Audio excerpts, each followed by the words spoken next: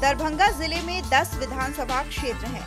अक्टूबर-नवंबर 2005 में हुए चुनाव में राजद को सबसे अधिक 6 सीटें मिली थी, जबकि जदयू का यहां से कोई प्रतिनिधित्व नहीं है। भाजपा के खाते में 2, कांग्रेस और लोजपा के खाते में 1-1 सीटें आई थी। सीतामढ़ी जिले में 8 विधानसभा क्षेत्र हैं। पिछले विधानसभा चुनाव में इस जिले में आरजेडी सबसे बड़ा दल रहा था। उसके 3 उम्मीदवार विजयी हुए थे, जबकि भाजपा के 2, जदयू के 2 और लोजपा के 1 प्रत्याशी को जीत मिली थी। समस्तीपुर जिले में 10 विधानसभा क्षेत्र हैं। अक्टूबर-नवंबर 2005 के चुनाव में राजद ने इस जिले में 5 सीटों पर कामयाबी का झंडा गाड़ा था, जबकि भाजपा का खाता भी नहीं खुल सका था। जदयू को 2 और सीपीएम को 1 सीट मिली थी। पूर्वी चंपारण जिले में वैसे तो 12 विधानसभा सीटें हैं, लेकिन दूसरे चरण में यहां केवल 5 सीटों पर ही चुनाव हो रहा है।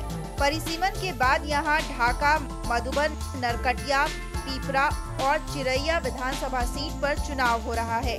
पिछले चुनाव में ढाका और पीपरा से भाजपा ने तो मधुबन से जदयू ने विजय हासिल की थी, जबकि चिरैया और नरकटिया नए विधानसभा क्षेत्र हैं। सीतामढ़ी में 8 विधानसभा क्षेत्र हैं। पिछले विधानसभा चुनाव के दौरान इस जिले में राजद को 3, भाजपा को 2, जदयू को 2 और लोजपा को 1 सीट मिली थी। मुजफ्फरपुर जिले में 11 विधानसभा सीटें हैं। पिछले चुनाव में यहां जदयू को बड़ी सफलता मिली थी और उसके 6 विधायक जीते थे।